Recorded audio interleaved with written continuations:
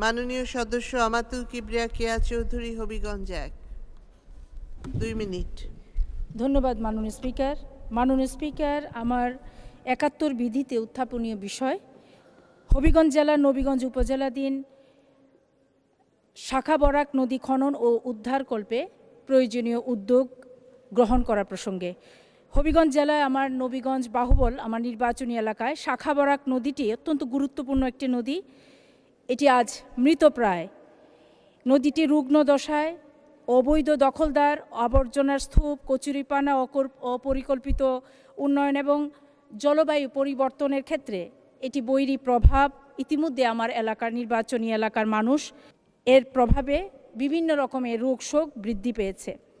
তাই আপনার মাধ্যমে আমি শাখা বরাক নদীটির জীব বৈচিত্র্য আনয়ন, বিশেষ করে পানি সেচের ব্যবস্থার বৈপ্লবিক পরিবর্তনের ক্ষেত্রে মাননীয় মন্ত্রী মহোদয়ের দৃষ্টি আকর্ষণ করছি।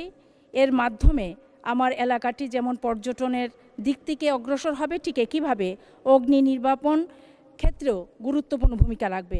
বিষয়টি জনগুরুত্বপূর্ণ বিধায় মাননীয় মন্ত্রী মহোদয়, পানি সম্পদ মন্ত্রণালয়ের প্রতিমন্ত্রী মহোদয়ের দৃষ্টি আকর্ষণ করছি। মাননীয় স্পিকার, আমাকে সুযোগ দেওয়ার জন্য আপনাকে ধন্যবাদ। ধন্যবাদ মাননীয় সদস্য।